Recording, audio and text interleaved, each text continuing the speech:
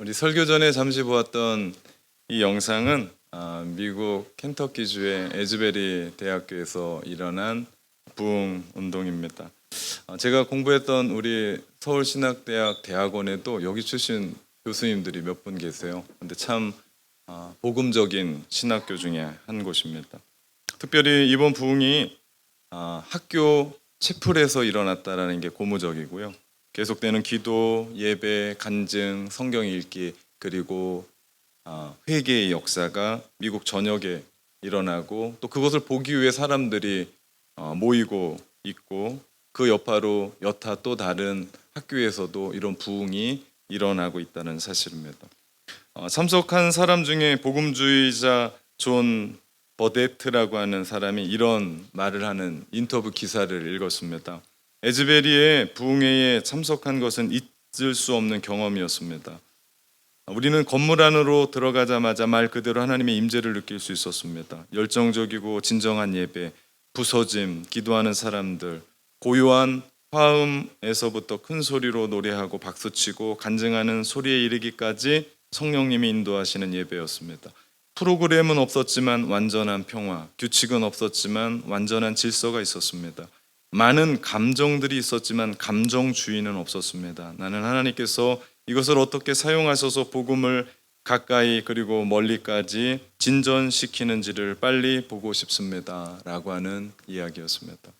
이런 부흥운동은요, 교회사 속에서 시대마다 곳곳에서 일어났었습니다. 우리 18세기의 조지 휘필드 그리고 요한 웨슬리가 이끌었었던 첫 번째 영적인 대각성 운동으로부터 시작해서 1904년에는 웨일즈의 부흥운동이 일어났고 1905년에는 흑인 윌리엄 시모어 목사가 주도했었던 LA의 아주사 거리의 부흥운동이 일어났고 1907년에는 평양 장대원 교회에서 일어났었던 큰 부흥의 운동을 보았습니다. 그 모든 것이요 성령의 역사로 세계를 흔들었었던 이야기였습니다. 근데 그 부흥이 시작되면서 그것을 일으키게 했었던 첫 번째 단추가 있었어요. 그것이 바로 회개 운동이었습니다. 강력한 성령의 역사와 임재가 있으니까 사람들이 어떻게 할 줄을 모르는 그러지 않겠습니까? 그 성령의 임재, 거룩한 주님의 임재, 거룩한 영, 성령이 우리 가운데 들어오는데 내 안에 있는 그 더러움이 그냥 있을 수가 없는 거예요. 터져 나오는 거죠. 자복하게 되고 회개하게 되고 그렇게 되니까 사람이 변하게 되고 가정이 변하게 되고 교회가 변하게 되고 결국에는 사회가 변하게 되는 부흥의 운동이 일어나게 되더라. 우리가 살아가는 이 시대에 이러한 부흥을 본다라는 것만으로도 축복스러운 일입니다.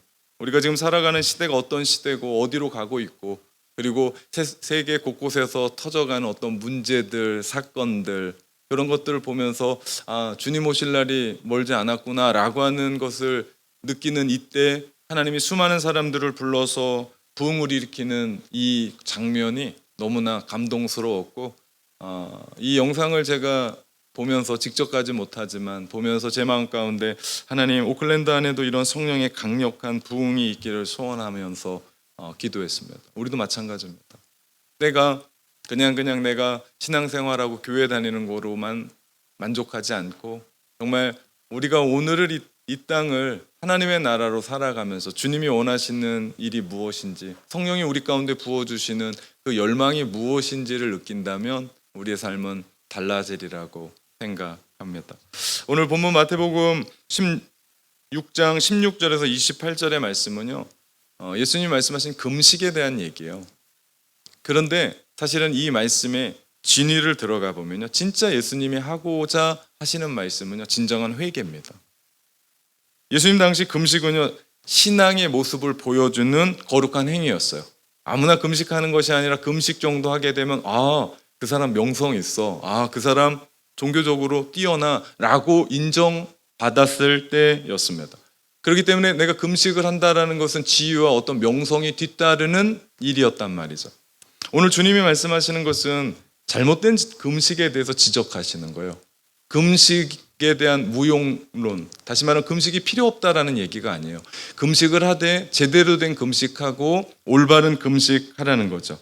금식은 자기 자신을 향하여 난 창을 여는 거예요. 우리의 육체의 욕심을 극복하는 것.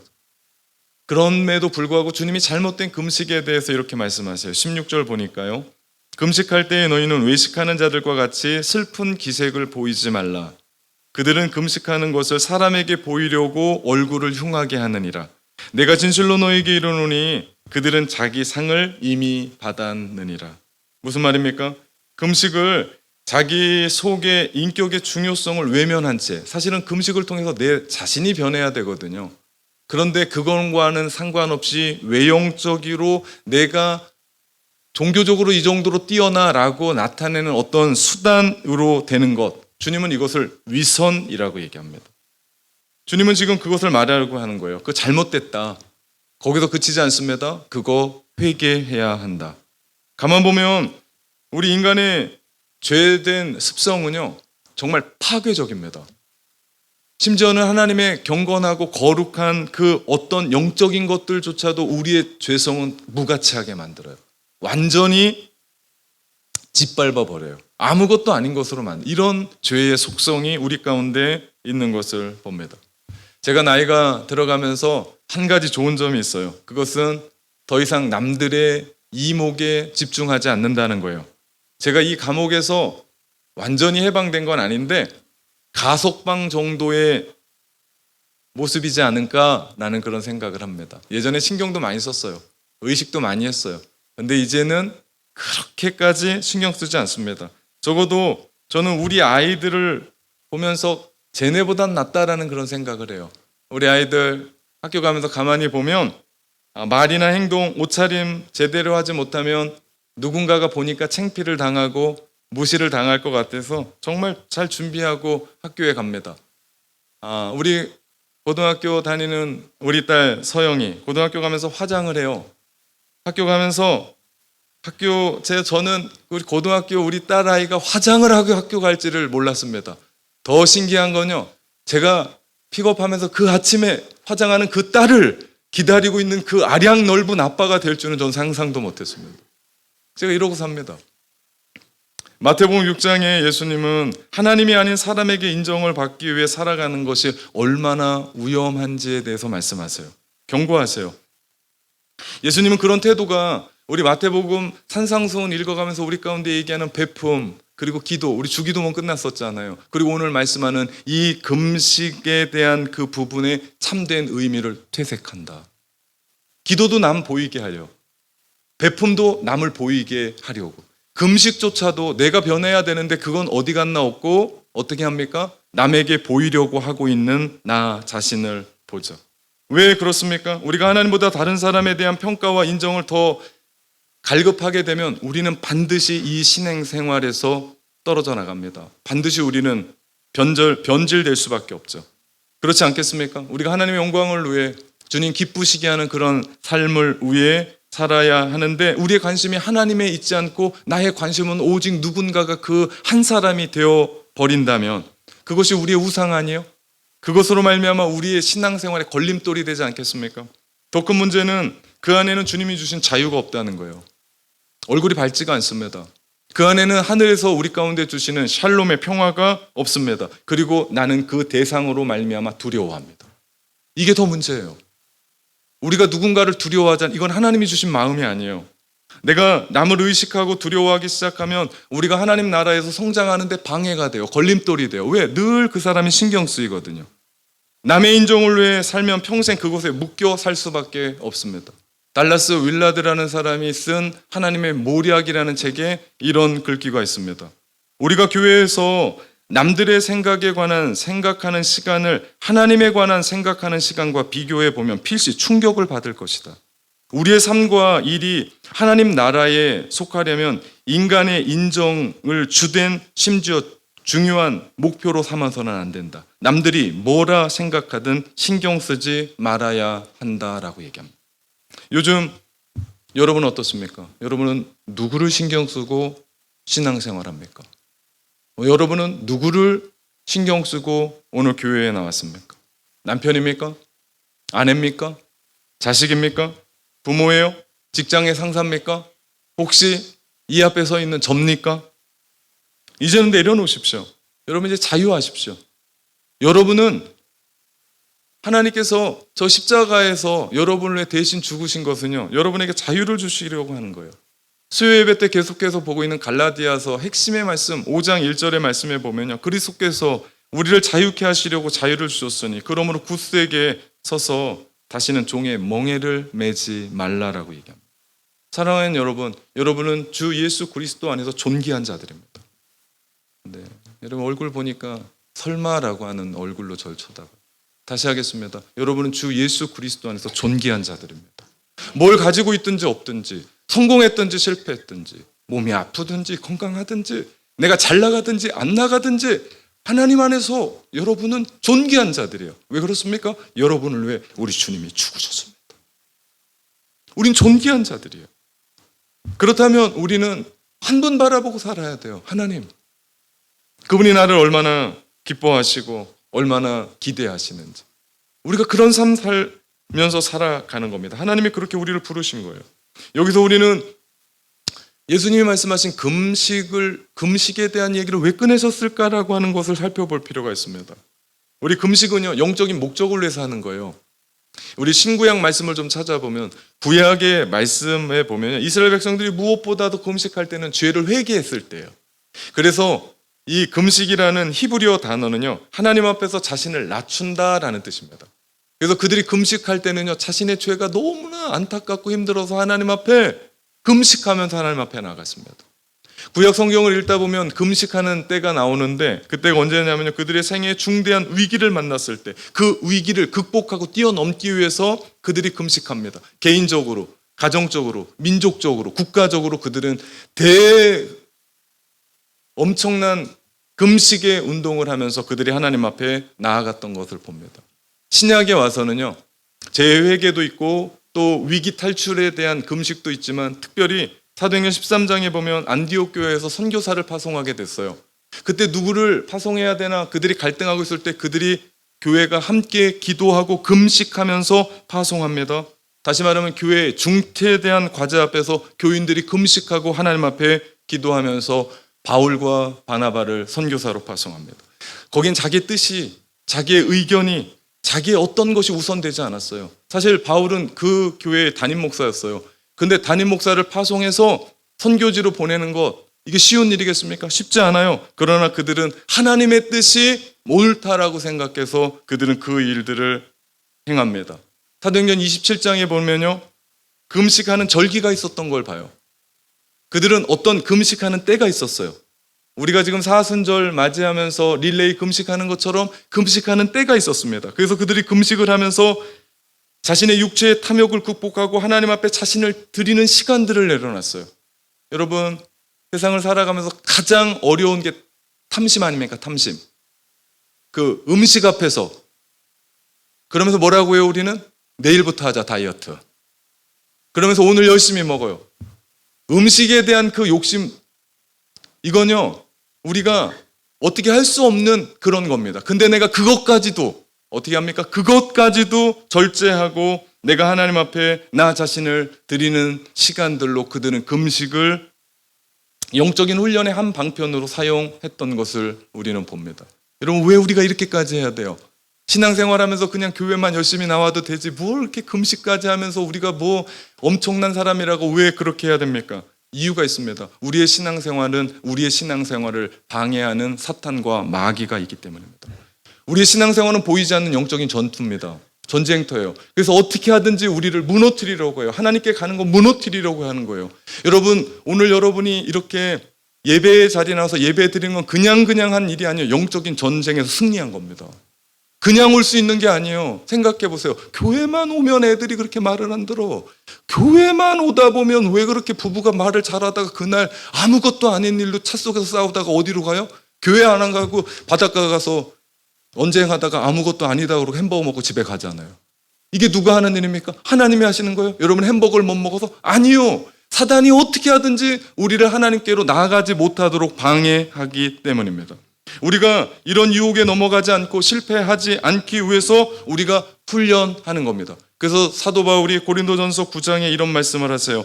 내가 내 몸을 쳐 복종하게 함은 내가 남에게 전파하는 자신이 도리어 버림을 당할까 두려워한다라고 하면서 자신을 훈련합니다. 베드로전서 4장에 그런 얘기요. 정신을 차리고 근신하여 깨어 있어라라고 베드로가 얘기합니다.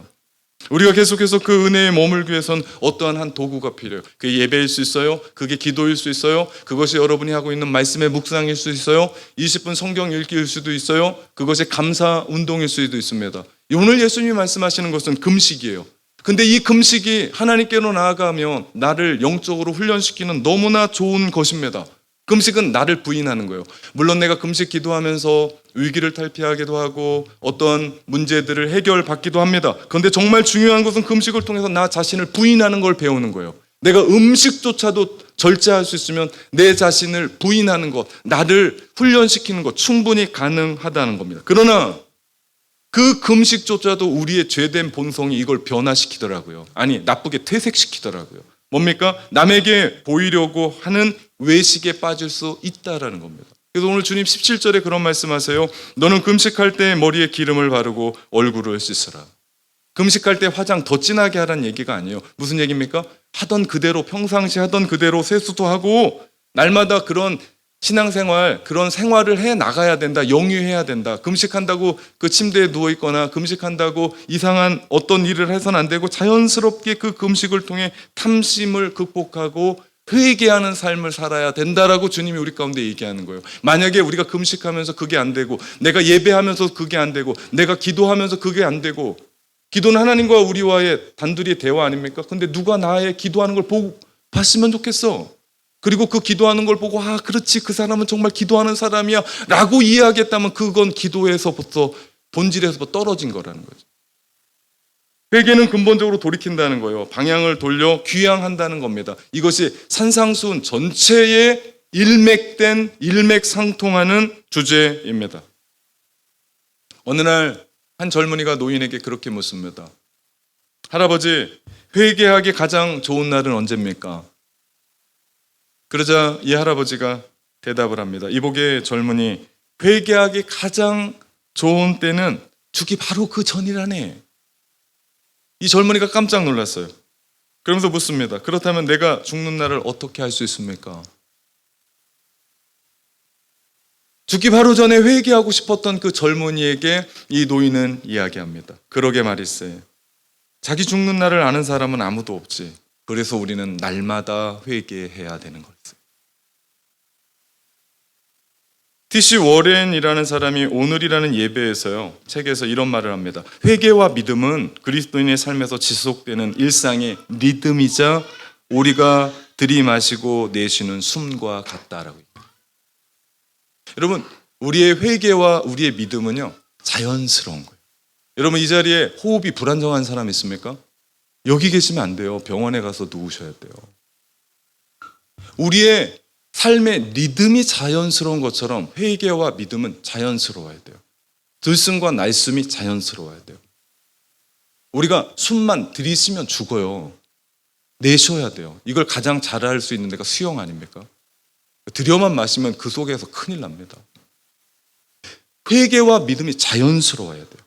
우리가 회개함으로 하나님의 자녀가 되었어요. 우리가 회개함으로 우리가 하나님의 은혜의 풍성함을 맛보게 됐어요. 우리가 회개함으로 하나님의 나라에 들어갑니다. 우리가 회개함으로 부흥을 맛보게 됩니다. 이것은 삶의 개선뿐이 아니에요. 이것은 우리의 삶 가운데 어떤 부분을 하나 고치고 말고뿐이 아니에요. 이것은 우리의 새로운 삶입니다. 예수 그리스도 안에서 우리는 완전히 새로운 사람이 됐어요. 우리는 어떤 한 부분이 조금 바뀌는 것쯤이 아니에요. 완전히 새로운 사람이 됐습니다. 이건 리노베이션쯤이 아니에요. 다 허물고 새로운 신축이에요. 신축.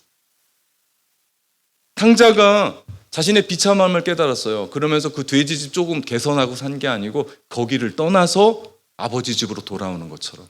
이것이 회개입니다. 이것이 귀향이에요. 우리의 신앙생활을 되돌아봤으면 좋겠어요. 내가 왜 예배 드리는지, 내가 왜 금식하는지, 내가 왜 기도하는지, 왜 내가 이 자리에 있는지. 여러분, 누구 보이자고 하는 게 아니에요. 하나님과 나와의 관계입니다. 금식은 하나님께 나가는 좋은 도구예요.